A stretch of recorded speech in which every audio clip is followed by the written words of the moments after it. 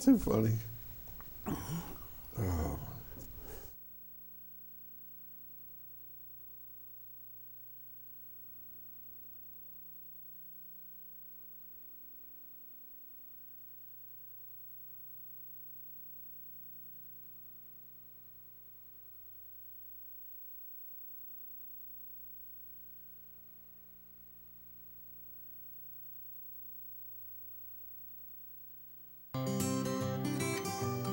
Westfield Memorial Hospital provides high-quality health care to residents of Western New York, offering patients the most sophisticated medical advancements while keeping the ease and familiarity of a community hospital. Support for Chautauqua Sunrise has been provided by WRFA 107.9 FM, Jamestown's public radio station, streaming online 24/7 at WRFALP.com. Low power to the people. Chautauqua Sunrise is made possible by a grant from Fredonia Place, a continuing care retirement community providing dignity in a modern luxury environment. Meter's Restaurant, a family tradition for over 50 years in downtown Ripley, is a proud supporter of Chautauqua Sunrise. Meter's provides all-day dining, banquet services, and custom catering, specializing in pie. Funding for Chautauqua Sunrise is provided in part by the Chautauqua County Industrial Development Agency, with offices in Jamestown, Dunkirk, and Westfield, helping businesses to prosper throughout Chautauqua County. From supporting people with disabilities to enjoy great lives, to providing health care services that are available to anyone, the Resource Center has been improving our county for more than 60 years. Learn more about how the Resource Center makes a positive difference in people's lives.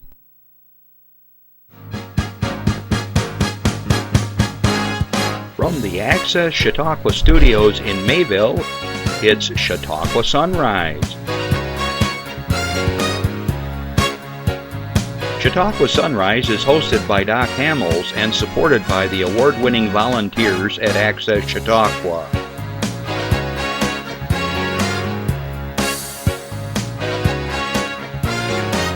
We are here to share local news, colorful interviews, and events of interest to everyone. Chautauqua Sunrise is broadcast live Saturday mornings each week from 9 to 10 a.m. Send events via email or call us live.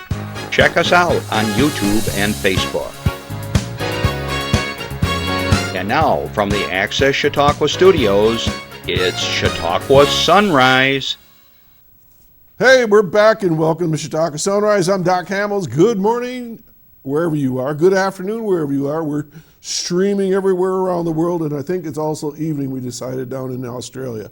We had to do a little math one day and figure that out. So anyways, welcome to Chautauqua Sunrise, everybody.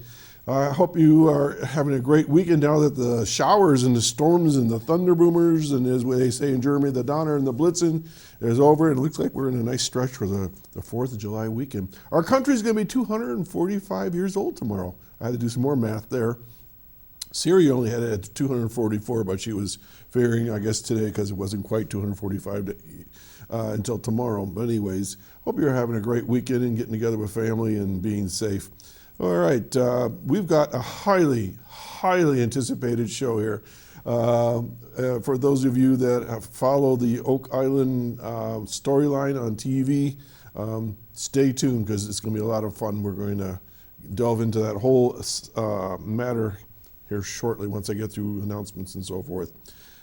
Well, we're 7 years old officially this weekend here at Chautauqua Sunrise. It's hard to believe 7 years have gone by. We mentioned it last week, but we are 7 years old. And today we are starting our 8th season, and so glad that many of you could join us all those years, and I hope we have a nice long run together for many more years to come.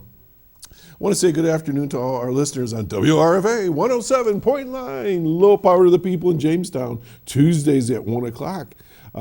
This is going to be exceptionally fun for you because you're going to be listening to a great storyline about Oak Island here shortly, and I think you're going to enjoy this broadcast. Also, I want to remind you that we are streaming, as I said, live right now, and you can catch us daily on channel 1301 on Spectrum at 2 and 8 every day of the week. If you have a question for my highly anticipated guest, that's good. Phone's ringing already, Jim. You give us a call at 716-753-5225. Now, if you're anywhere in the country watching this right now, there's the area code, 716. Give us a call. We are taking calls. We're live, and we'll be happy to hear from you. Also, in case you're not particularly interested in what we're talking about and you have an event, a fundraiser or whatever, we're happy to share that as well. Okay, let me see what else I got here. Okay, let's get into our announcements, and then we'll go from there. So, ready, Jeff? Here we go. The Laurel Run. Okay, Quickfill is raising money for Laurel Memorial Run Walk. They've been doing this for a long time.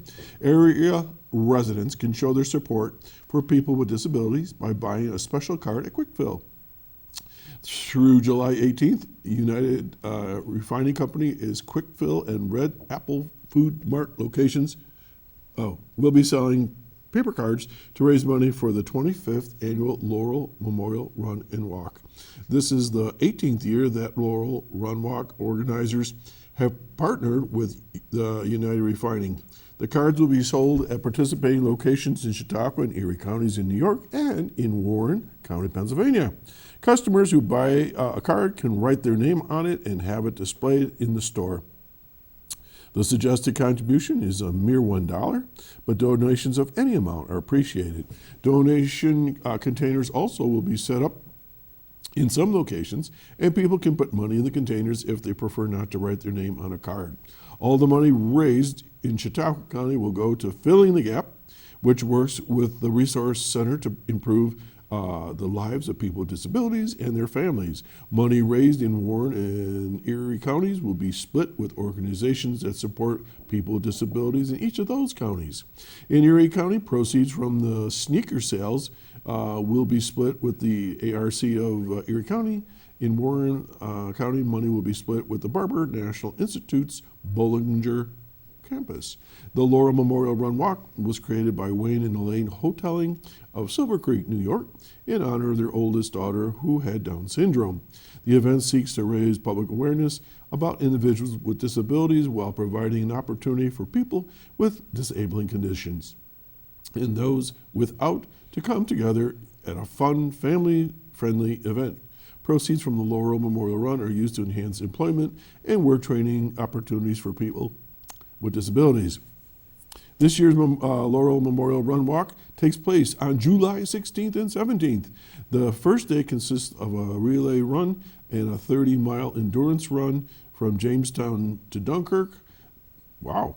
The following day in Silver Creek, there will be an 8-kilometer run, a 5K fitness walk, a 1K fun walk, children's runs, and the Laurel Legacy Lap, in which people with disabilities take a lap around the track at the village ball field. For more information, give them a call at 661-4735 or go to laurel-run.com. All right, and I don't know, many of you know this, but I was a special education teacher and gosh, worked with a lot of kids with a variety of disabilities. So this is a great fun activity and supports kids all over the area. Good for you all. Okay, next one. My home Rotary Club, the Westfield Mayville Rotary Club, is having a very special fundraiser right now. And there's the poster. And for those of you on radio, you can listen in. They're selling tickets very inexpensively. They're $5 each or 5 for $20, which is a good deal. So what's going on? They're selling a pack, or raffling off a package, not selling it. They're raffling it. And it's a $535 package, I believe, if you had to go out and buy it yourself. You get some chairs, some camping chairs. You get a 6-person tent. There's a couple of really cool sleeping bags. There's headlights, for walking out in the woods at night. A Yeti cooler and some, what do they call those things, like hot dog sticks that you do roast marshmallows or hot dogs and all that. So it's all-in-one outdoor camping fun package, and supports the club, who then turns the funds around and supports the community. If you're interested in getting a ticket, contact any Rotarian in the Westfield Mayville area or myself. And they're also going to have tickets at the first Friday on the 9th in Westfield, and also at the Farmers Market today and next week. The drawing will be held next Saturday. So if you're interested, go for it. Okay, moving right along. At the Reginald A. Theater, the science fiction fantasy film E.T., the Extraterrestrial, will show June 30th. Wait a minute. This is July. Who wrote this thing? Hold on. Wait a minute. Back up. Okay. All right, scratch that. Also, the musical movie called The Heights will be shown July 9th at 7 p.m. Forget the E.T. one. The Reg is continuing its run of classic films in the middle of each week with its Way Back Wednesday series. Okay, so let's see here. We already know that. Hang on a minute, I got to kind of plow through this. Okay, they got some movies coming up called Other Way Back Wednesdays with the Beverly Hills Cop on the 7th. Never Ending Story, that's a good one, July 14th. The Bridesmaids, July 21. Lost Boys, July 28. Okay? So the whole point is that the theater is running great movies and really classic, fun movies for the family. And the shows start at 7 p.m. And, of course, you got to be vaccinated. And if you're not, you got to wear your mask. Okay? Tickets are available at reginalda.com or in person on Monday from 12 to 5, Wednesday and Friday 12 to 8, or you can give them a call at 716-484-7070. And remember, the Reginald A for the Arts is located at 116 East 3rd Street. Okay, sorry about the ET one, that's already done. Gosh. All right, slide 18. We are excited to share that the Northern Chautauqua Community Foundation is participating in Give 716 on July 16th. Now, we just had the big CHQ for the Chautauqua County, but this is a different one. It's an online day of giving for all Western New York nonprofits, hosted by none other than the Buffalo Bills and Buffalo Sabres Foundations. As you're aware, the Northern Chautauqua Community Foundation is registered to participate in Give 716 on the 16th of July, a regional giving day for all of us. Let's see. They're very excited about this event, and they want to make the most of this rare opportunity, and they just need your help. And there are many ways you can do that. You can show up on July 16th at bit.ly give 716 NCCF to give a gift, asking your various networks to support this and so forth. But anyways, it's if you look for Give 716, I'm sure you're going to see more on that in the newspapers and also online. But again, Give 716, and the Sabres and the Bills are sponsoring that. Okay, then last one, Prevention Works presents Positive Parenting Program. Triple P, discussion groups. Triple P is a great opportunity to meet other parents in similar situations, other parents who will support you and share stories just like yours. They're offering in-person classes now, and the topics include, it's this week, the 6th and the 7th, dealing with disobediences. July 13th and 14th, managing fighting and aggression. July 27 and 28, hassle-free shopping with children. That's my favorite. August 3rd through the 4th, developing good bedtime routines. They're running from 2 p.m. to 4 p.m. virtually and 10 a.m. to 12 p.m. in person. So you have two choices. You can either Zoom it or you can go in person. You want to know more? Give Amy Beto a call at 716-366-4623 or go to amy@preventionworks.us. And that's in Dunkirk, New York. Okay, we're going to take a breather. We'll be right back, and this is for you. Welcome to FNEP, where you will find supportive and knowledgeable peers who will empower you to plan and create affordable meals and nourishing snacks that balance variety and convenience while keeping an eye on food safety and learning to move more.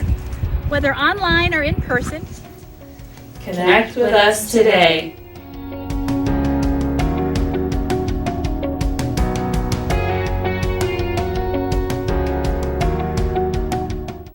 Okay, that's from our friends at the Cornell Extension. And in fact, Heather will be on the show later this summer to talk more about good nutrition and exercise. And I guess now we're just remarking about how many cartwheels we've ever done in our lives. And I think together, less than one. I think I can do like a half a thing. Well, folks, I want to welcome back to the show. This is his third appearance here. He's an author, a researcher, historian, theorist, musician, newspaper editor. I think I got that right.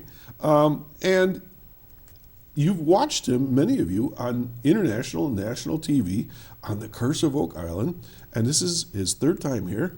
My friend, Jim McQuiston. Hi, how are you doing? I'm fine. And the part that I think I skipped right here, it says great humor.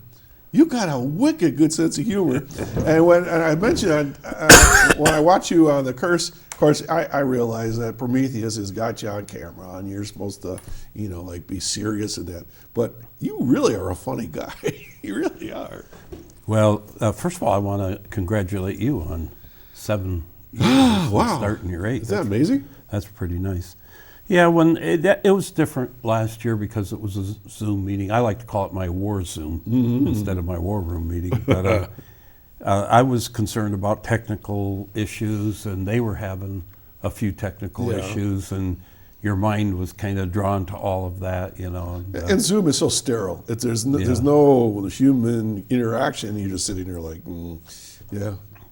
And yes, because when they were originally setting it up, they had a camera that was showing a wide view of the war room, and I could see everybody that was in there. But then as soon as the official thing happened, that totally disappeared. Oh, wow. So I was talking to people I couldn't see. Mm-hmm. Now, Marty and Craig were on their laptops, so I could see them. But the war room area was like I think it was words that said war room, and I'm like, whoa, I was just talking to you guys. But it was interesting, and I prepared for like a couple of weeks, trying everything I could, lighting and all that. But anyway, it was an interesting experience, and I would have much rather been up there. Yeah, I bet. I was up there 3 years in a row, and it was Jim, quite nice. I was thinking how far back we go. You and I crossed paths years ago at Geneva on the Lake when we were both playing that Irish feast. I think it's what they call feast. They didn't call it festival. It's a different they word. had a kind of they had their own word there. But and then I think I saw some blurb about you were going to present at the Ripley Library about Oak Island. That kind of set my antenna up. And that was quite a while ago. And then I don't know. I think I just contacted you out of the clear blue and said, "Would you be interested?" Because I didn't even realize you were, pretty local, and that kind of surprised me. So let's start just really quick. How did you get involved with all this? Well, my family is from Scotland, and I was doing a book on our history. I'd done it originally back in 2002, and I was updating it in 2016. And one of our family members, extended family members, is the premier Knight Baronet of Nova Scotia. Mm-hmm. And I had just started watching Curse of Oak Island, which was season 3, I believe. And I didn't know what the show was about, but the big equipment kind of appealed to me, of bringing in the drills and all that. And then I thought, wow, Knight Baronet of Nova Scotia, Oak Island, Nova Scotia, I wonder if they could have anything to do about it. Would they know anything about this family member? So I found an email and sent it off. Well, the first thing that happened was they asked for an hour-long talk on the phone. And so during that conversation, they asked me a lot of questions that I honestly didn't know the answers to, but I knew that I had some peripheral knowledge, and I knew where I could probably find the answers. Mm-hmm. So I started exploring, and I had sent them over 3 or 4 months so many emails with information, and they would write back occasionally and say, well, what is this about? Could you figure that out a little bit more? eventually they said, you need to write a book because all of this that we've talked about or that's in our emails is going to get lost because we're not copying them out or anything. Right. So that was actually my very first book. So, this one. Jim, when you said they, are you talking about Prometheus or are you talking about the Laginas? No, Oak Island. Yes, there's a lady on the island who has, she's been the mama bear right along, but she doesn't want to be on TV. She doesn't want her name mentioned or anything. But she keeps everybody in line. And actually, before they got Scott Barlow doing the big equipment, she was actually even doing that, coordinating that, but it was just getting too much for her. And but anyway, she's a very sweet lady, and so she's the one that wrote, and she said, we like getting all your emails, but we're afraid they're all going to get lost. So at this point, you hadn't even met the Laginas or no contact? You're just talking to this disembodied person on the other end of the internet. Right. Oh, and I gradually got email addresses because people would they protect that. They would send back a group email or something, forget to BBC it or whatever, BCC it, and then I'd get them all copied down, whatever. So now I actually have everybody's that matters except for Marty's, and he's a holdout for some reason. I don't know why. He's probably so busy because he's running this big energy company. All right. But Craig works right with him, and quite often I'll say, Craig, can you forward this over to Marty, whatever. All right, so you talked to this person that was part of the production crew, right? Is that what I'm hearing?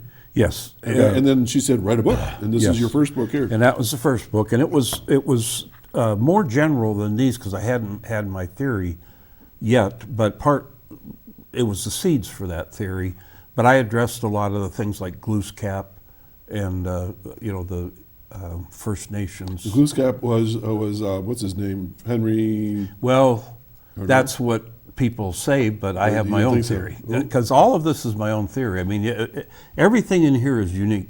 Nobody else has written the way I've written about this. But what I do is I'm so pragmatic that to me, Sinclair could never be mistaken as Glooscap, ever. But he had a first cousin named Gilliscap in Gaelic, and Gilliscap and Glooscap are so similar that he could have been. So you're referring to the individual that was in Nova Scotia that was dealing with the Mi'kmaq Indian tribes. So I'm going to fill in the blanks because I actually know what you're talking about, but maybe people that are listening aren't. And I don't want to take away from any First Nations legends or anything. Right. I just... Everything I put out there is a possibility. Well, that's what theories are, aren't they? Right. And some people will say, I have it solved. I've never said I have it solved. I say that I have possible solutions that seem to make sense, but the reader's got to decide for themselves. And so anyway, this entire book was addressing the various legends and if they were possible, like was Pre-Columbian travel to America possible? Yes, absolutely, especially in the northern climes, because they had a lot less ocean to cross than Columbus did. So that's what that one was about. And then they had me come up in 2017, that was my first visit, and to talk about this. But in the meantime, they were continuing to ask questions and I was continuing to research. So by the time I got up there, I had another whole book, which was Oak Island 1632, which begins my theory. It identifies the people, and you'll notice that there's a sunken ship on the cover, and in fact now we know there's a sunken ship nearby within sight of Oak Island. Now, is that off the shore or in the swamp? It's off the shore. Because they're always talking about something in the swamp as well. Yeah, and there could be in there too. But what happened was one of the years I went up, I think it was 2018, Rick set up a meeting with this sea captain. And it was funny because the night before, Doug met me at the lounge at the Oak Island Resort and said, we talked to this guy yesterday. I don't think we're going to be able to use anything. He just gave us heck through the whole thing, and he wouldn't tell us where the treasure was. He's a very salty talker, and he likes to command the conversation. So you got a 2-hour meeting scheduled, but if you get in there and you don't like it, in like 5 or 10 minutes, just say, I got to get going. Well, he was salty, which was so cool. He was so authentic. He did command a conversation, but the stories he was telling us were remarkable. And he verified a lot of my theories. And so I said, well, where is the treasure? Or where is this ship, you know? Yeah, right. And he said, well, treasure hunters don't tell the secrets, or they won't be the ones that get the treasure. If anybody's going to ever dive on that again, it's going to be me. So, and right then I thought, I bet you that's why Rick Legine wanted me to have a meeting with him. Word See this guy if over I a bit. could, yeah. So, but oddly enough, at the end of 2020, this gentleman sent me an email and told me where it was. And I don't know if it was because he was concerned with COVID in the air and whatever, you know, that it was going to get lost, you know. So anyway, I had my culprits, my people that I thought might be involved in the year and all that, and they had me back up for this. But in the meantime, again, I was continuing to research, because this research has been absolutely continuous since early fall of 2016 till yesterday. Okay, now, for those that are listening right now, not everybody knows about the Curse of Oak Island. So basically, help me with this. It's been around forever. There was an article in the Reader's Digest back in the 60s, but Oak Island's being explored back to the 1700s, right? Right. And there's a storyline that something's buried there. I mean, that's about as simple as it gets, right? Right. But there's great contention as far what's in there. You've heard the Ark of the Covenant. You heard lost the menorah. You hear all these different things that could be in there. And so the question I have for you, Jim, is that's in Nova Scotia. You live down here, you know, in the area. How are you doing all this research when they're up there and they have no idea what's going on? How are you doing it? Well, that's a good question. Thank you. I like dealing in documents, and so I research old books. There's a lot of old books that have been scanned in by universities or by there's a group called Hathi Trust, and it's the complete book, and it's scans of it. You can get text outputs also, but I like to see the actual pages, because there could be clues, there could be writing on the side. But these books go back into the 1600s, and some go back further than that, but most of them are 1600 up through 1800 that interest me. But then there'll be books that are just royal letters from this period to this period. I mean, it could get boring. I mean, but I do a scan. I mean, I'm just scanning, and the beauty of them, the bulk of them are scanned in as a PDF, but you can do a search. So if I'm looking for William Alexander, who's my main character, I just type William Alexander into the thing, and then there'll be 57 pages, and I'll just look at every one of those pages and draw off what is important. And I realized the other day that part of my style is it's the old free-thinking storyboarding where there's no bad idea. You just stick everything up on the wall and then you throw things away till you get the... Well, that's kind of what I do. I grab everything that even seems pertinent.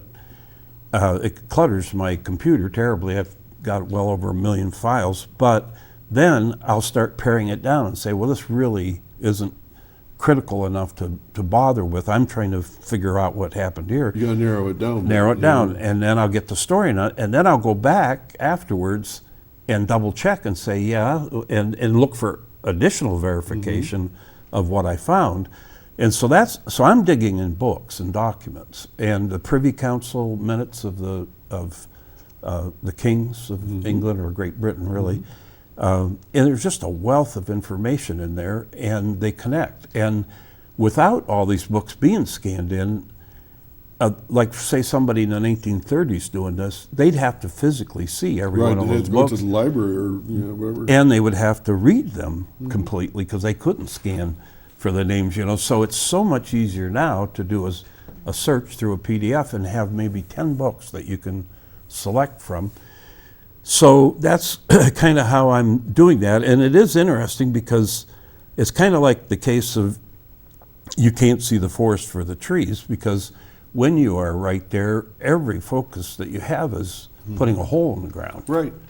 For me, that's not my focus at all. I'd love to go up there and help do that, but my focus is I'm digging in these books and trying to figure out a story. So let me see if I can summarize something so far. So this is how I see it, because you and I have chatted.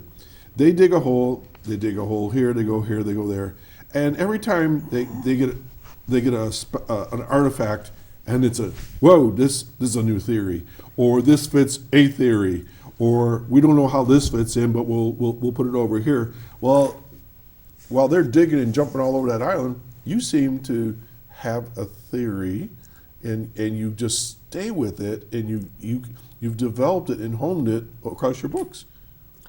Yeah, and other people have their theory that they focus on, but believe me, I've purchased virtually every Oak Island book there is. Some of them are just, everything's just willy-nilly. Yeah. They have the kitchen sink, it's just everything. And I'm like, this is hard to read because we're not following a trail, and then other ones will be absolutely sure when there's no evidence or there's very, very little evidence. What I've seen is people will get an idea and then they can't prove that idea, but they offer a couple proofs of that idea. Then they'll go back and get a whole book full of proof based on an idea that hasn't even been proven yet. Right. And my ultimate theory hasn't been proven yet, I guess you could say, but there's tons of documents. I mean, there must be 100 documents I've accessed, and I have the quotes, and I'll put, I don't like putting it in a footnote because it breaks up the person's reading. So if I found it from the life of William Alexander, I'll just put right there, from the life of William Alexander, it's stated blah, blah, blah, blah, blah. So it keeps the flow of the story going. So in, I guess it was 2017-18 period, I found out actually through a Freemasons book about this treasure that was stolen. This gentleman that stole it, he was under indictment for 3 years, and then he got a full pardon and became a partner with the gentleman that was the proprietor of Nova Scotia. And I thought, well, that is odd. So I started looking into the whole situation. That was when the Knights Baronet of Nova Scotia started, and everybody in the initial meeting had something to do with that robbery. So there's no way the fix wasn't in. It would be such a massive coincidence that they were, let's all become Knights Baronet today. So these Knights Baronet were basically joining a club. They're anteing up some money to own part of Nova Scotia, right? Right. And it did upset a lot of other, what you might call true knights, because typically a knight would provide a service, a lot of times in battle overseas or whatever, then they'd be knighted. In this case, you just paid the money and you got the knighthood. These are like the fat old men sitting in a room with a cigar. But the presumption was you were going to earn it afterwards, because you had to provide 6 men of some kind of skill, like a stonemason or whatever. And of course you had to pay the money. And the idea was to create towns all the way around the outskirts of Nova Scotia. There was expectations that you were going to do something. The original goal was 100 towns. Then when they couldn't get enough people to sign on at the higher price, they lowered the price but expanded to 150 towns. And Such a deal. I think it got down, I think they got around 120 finally signed on. But, and everybody essentially lost their land unless they went back and bought it in a different way, through the government. But I have evidence that Oak Island was owned by 4 Knights Baronet in a row, and they may have never set foot on it, but they would have had control of that area. That's the critical thing. And I think people need to remember Oak Island has a history of its own, sort of, right? Compared to Nova Scotia, that's going on, the big picture, but the other things were going on in Oak Island at the same time, right? Yeah, and they have such a range of carbon dating, and especially the items in the swamp. My theory about that is all these swamps, the tide is 5 to 6 feet coming in there. And all the other islands, the tide can go on by and take the debris with them. But Oak Island is right up against the mainland. There's just a causeway built now that was built in 1967. So if items are being washed in from shipwrecks, they're going to hit that shoreline and bounce back out and get caught by the swamp. So I think that's what that you know, probably hundreds of things have washed in there and washed back out, but that's why they get such a variety of dates in the swamp, is what I'm thinking. Not that they aren't necessarily from a depositor or a searcher. They're from a shipwreck out, and they could be from this shipwreck that this captain told me. And it's really about. no different going to Lake Erie and you Yeah, see I know. a paddle wash up or part of a boat's flotation system, right? Or and the- you say, wow, look at this. You know, there's a, And we had, like just last night, we had a railroad tie floating by. yeah, And, there's a you know, where railroad did out that there come- somewhere buried, Yeah, right? Yeah. What carbon date that railroad, you know? So I think that's part of that issue, but it doesn't explain things found what they call at depth, which is generally like 90 feet or below. Right. And they've pulled up a piece of parchment. They've pulled up a few human bones. They only ever talk about 2, but I was told specifically that they found 6 eventually.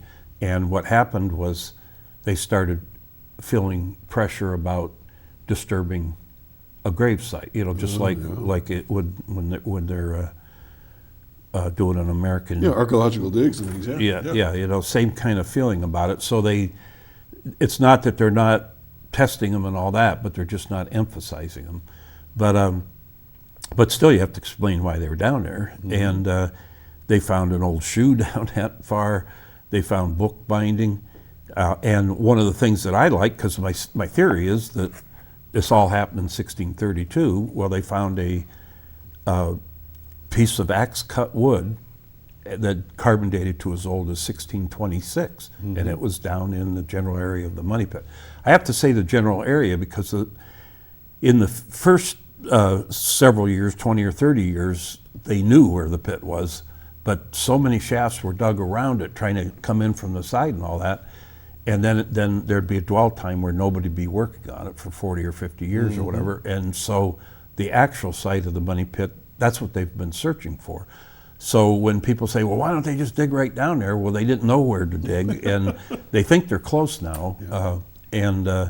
This last thing that happened at the end of the season where they found silver leaching into the water, that's pretty interesting because the count of the amount is way up compared to anything normal. And I guess copper was also found, and the amount of copper for an area that doesn't have copper pipes and housing and all, which there's nothing like that on the hill, is like here, and they found way up here, way out of you know. sight.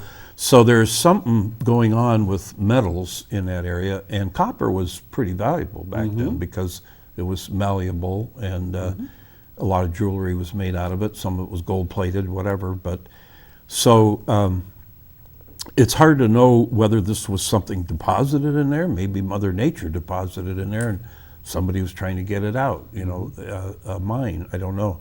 But I'm so anxious to hear what's going to happen with that. That's the key thing at the moment. So Jim, watching the show, people around the world, I mean, this is internationally popular, right? 10 million fans around the world. But I think people are getting to the point now, they're saying, well, wait a minute.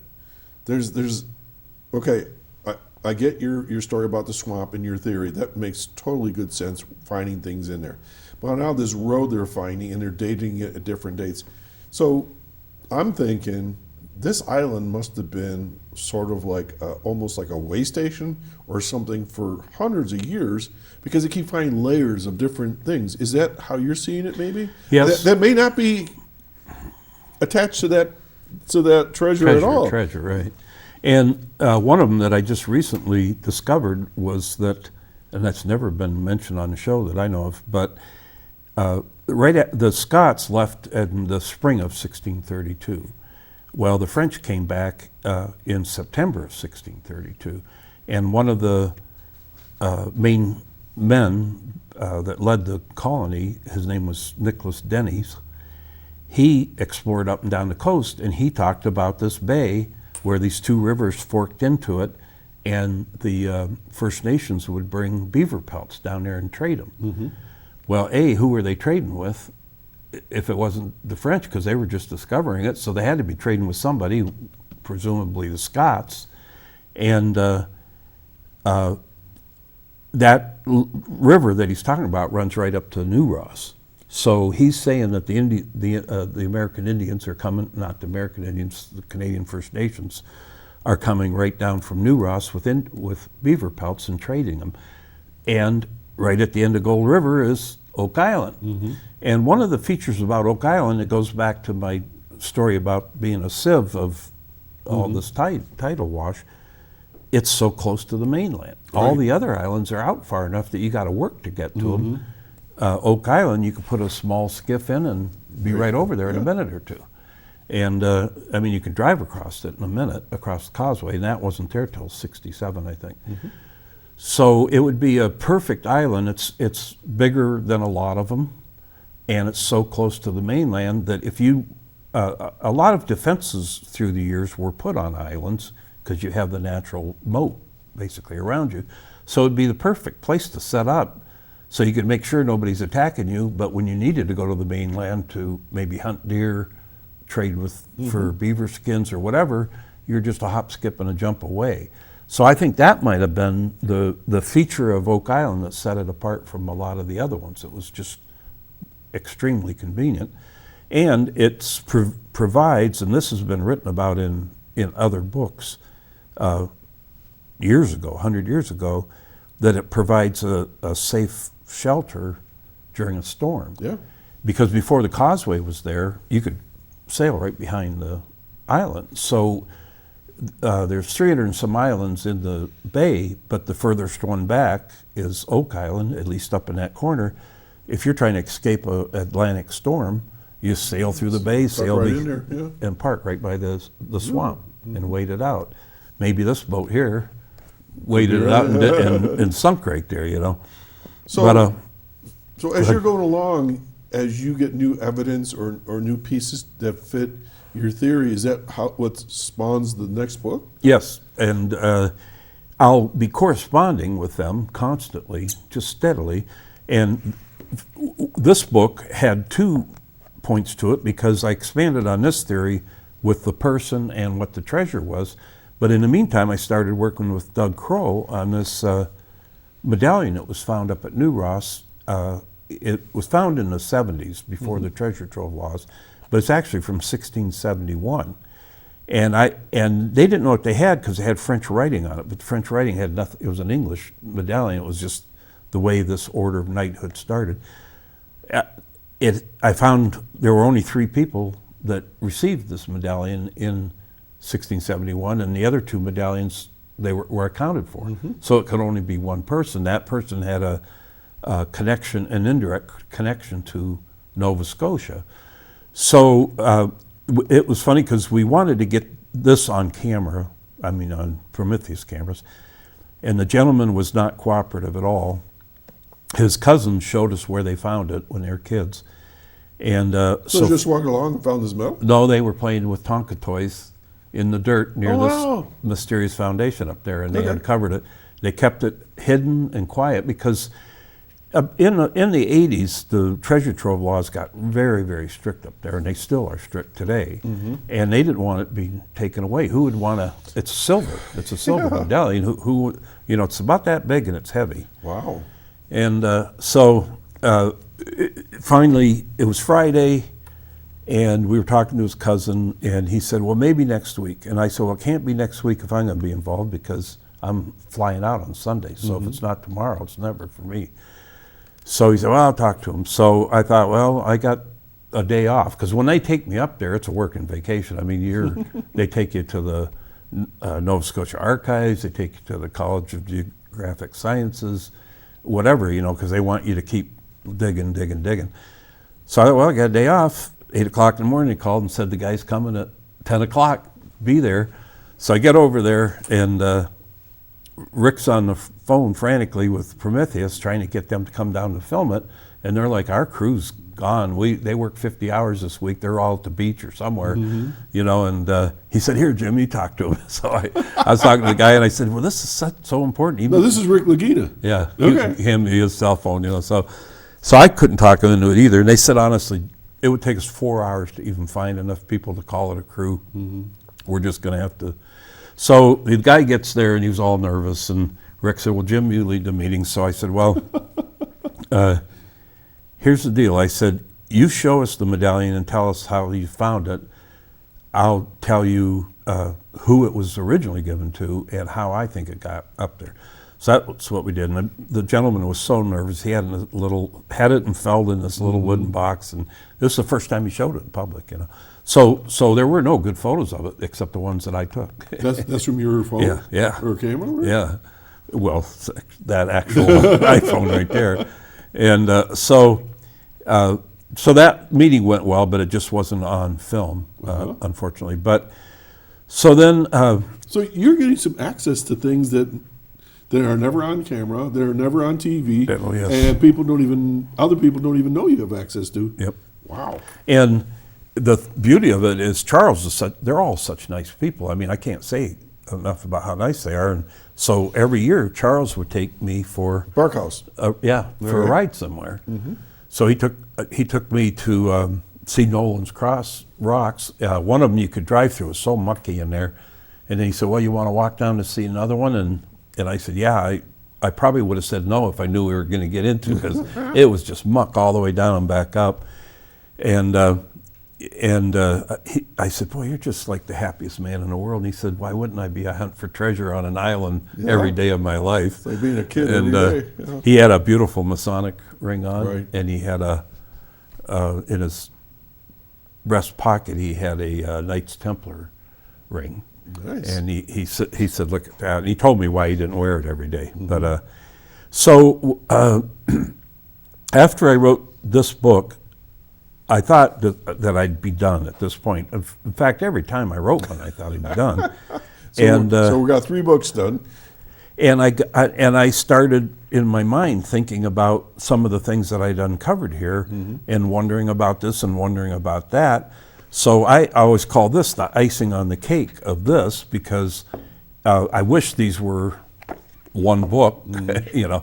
And in fact, it's funny because about that time, I was saying to my son, you know, I didn't intend to write any books, and I certainly didn't intend to piecemeal it out, but that's how I'm finding it, and that's how the cookie crumbled. And he said, "Well, why don't you write a historical fiction book and try to get it all in there?" Which I didn't bring a copy, but I see you have a copy over there. Here, you can hold it up. And so I did. I just, you know, I filled in a lot of blanks, and it's historical fiction, but it was fun to do because this was the first time I had done it, writing dialogue and all that, and I read up on what Hemingway said on how to, you know, not to just compares or anything, but so I thought, well, that's it then. I've done 4 nonfiction. I got a historical fiction, and well, it was the 400th anniversary of the Mayflower, and some of the people in here trace back to the Mayflower. All right, so this book was called Oak Island Endgame. Endgame, yeah. Okay. And it kind of presented why I thought they did what they did. This was the book that told what they did. This is the book that told why I think they did it. Because I'm always looking for the reason why. Motive is one of the driving forces too. So the story behind the dig right now, what Oh, was the okay. historical atmosphere, environment, the politics, the government, day-to-day life? What was going on in the 1600s that people are now digging for, right? This is the story behind the story, really. Because they mostly date the beginning of the Oak Island story, 1795. Right. And there's actually, you know, they'll separate things into depositor or searcher based on 1795, but people were already living there by in the 1750s. So there's like a 30 to 40 year window of just settlers dropping ox shoes or whatever, you know. That's what I was talking about, that layers of time, yeah. And so that's something that needs to be separated out. But the story is that 3 younger guys found it in 1795. They found a depression in the ground that was 12 to 13 feet in diameter, and it had dropped like 6 to inches to 12 inches. And they thought, the first thing they thought was pirate treasure, so they started digging. They found a layer of rocks, then they started finding an oak platform every 10 feet. Well, I think, through my research, I don't think they accidentally found it. I think they were looking for it. I think a lot of people were looking for this treasure that everybody knew disappeared. It was a mammoth treasure. I have it listed in here, and it's never been accounted for. And I think it was taken to Nova Scotia to help finance Nova Scotia. And when they were kicked out, kind of rashly by the French, first of all, they had to take refuge somewhere because they couldn't have crossed the North Atlantic in April and May in a wooden ship. And they were familiar with that Mahone Bay area. And I believe it was a bump in the road for them. They thought, well, we'll be back in a couple months. Stash We'll it be for back now, next we'll be year, there, or yeah. we're going to get a big fleet. The king will back us. We'll come back in, kick the French back out, and we'll dig back up our treasure or whatever. That's why I think they left it there, so it wouldn't be in danger on the high seas. Yeah, and makes sense.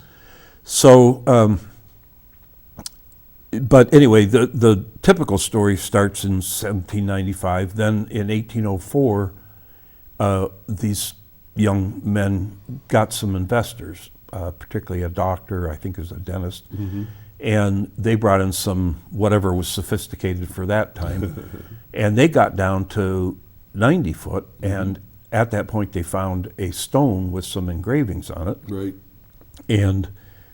But the problem was the pit started flooding. And so that's been the issue ever since, is trying to get away from the flooding, trying to pump it out. They can't pump it out there fast enough. They put dye in there a number of times, even the Laguna crew did. And they can see some dye coming out in some places, but it's not just like you put it in there and there it is right over there 100 yards, so this must be where the water's rushing. And it's never simple. Oak Island is never Very simple. complicated. And odd things do happen. Just my own little curse of Oak Island was the first time, for my very first meeting, they called and said, we're going to call you in within the next 2 hours to come over. So I'm getting everything ready. I can't find my truck keys for the truck I rented. I spent like an hour trying to find them. The rental wanted $750 to come and unlock it. I called a private locksmith. He said, well, I won't charge anything like that, but probably $150, but I'm on my way over anyway, but it's going to take me an hour to get there. And I'm like, an hour? I don't know when they're going to call. And here I dropped them. I had a couple of drinks the night before. Came in the back door, dropped them, and the night manager saw him, picked him up, put him on his desk, closed his office, went home. So he just happened to get there for his shift. He took the keys up front. And he said, hey, did anybody report? And they're like, oh, my God. And they ran them back there. And I'm like hugging everybody and grabbing everything and taking off over there. Like your first impression here? Yeah. So it worked out. I mean, I got there in time, and they didn't even know that anything happened. But I was a ball of nerves for like an hour and a half beforehand. So stuff like that happens. And so anyway, it was 2020. And, of course, with COVID, there wasn't a lot you could do. And so being that it was the anniversary of the Mayflower, and being that I knew, I had determined from this book that some people from the Mayflower were involved, I started looking into that, and I came up with this book, Oak Island and the Mayflower, and I really delved into the early owners of Oak Island, the individual lot owners. And so many of them traced back to Massachusetts, to Plymouth, or to Boston. Several of them traced right back to the Mayflower. And so it's my understanding, again, from the historical background, that the King of England and Scotland and all that, he was trying to develop not just Nova Scotia, but all the way down the line, right? Right. It was all connected, which was a piece of history I didn't know about. And I'm sitting there going like, Jim, I think you got something here. I was like, yeah, that makes sense. Well, originally they took the whole East Coast and they called it Virginia after Queen Elizabeth, the Virgin Queen. Well, then they split it up to Southern Virginia, which they just called Virginia or the London Company, and Northern Virginia, which became the Plymouth Company. So it was already called the Plymouth Company before the Plymouth Colony was founded. A lot of people think a lot of people just jumped on a ship and came over, but there was a lot of planning behind it and financing and all that. But the problem was one of the ships didn't make it. They lost a lot of people to scurvy. They were sitting in a precarious situation with the French right up in Nova Scotia. So the king gave Nova Scotia to this William Alexander gentleman in 1621, the very next year, with the idea that he would take a bunch of rowdy Scotsmen in there to create a buffer between the French and the English. And the French and the Scots had what they called the Auld Alliance, because there's a lot of intermarriage going on. And that had been going on for hundreds of years. So they had kind of an understanding, well, they were both fighting England a lot. Yeah. So they were like cousins to each other. So it wasn't just the, bunch of gruff guys are going to stop this. Again, the backstory. Yeah, they're all that. Kind of working together a little bit on it. So then the final book, and I have to give you a lot of credit on this book because for one thing, you respected the NDA that I signed with Prometheus, even though you didn't sign it. And what I found out, and we have some slides, I was working along and I noticed everybody talks about the way Nolan's Cross, which is this big monolithic. You can pop that up, Jeff. There we go. Okay. So the smaller drawing is the basic trajectory of Nolan's Cross on Oak Island. But what I noticed was that everybody was like, they'll take the stem of the cross, the long part of the cross, and they'll go over to the Egyptian pyramids or Versailles or whatever. But I noticed that the cross arm went right up to this New Ross Foundation about 17 to 20 miles above, and that was said by the Alexander family and by some of the local Mi'kmaq First Nations to have been a secret estate that William Alexander built there. So I thought, wow, this, if you sight from one end of the cross, I'm not into drawing lines from this point to this point because you can do that with any place on earth. But if you're sighting exactly across the cross arm, as if it's a rifle sight or a surveyor's tool, it goes right up to the foundation.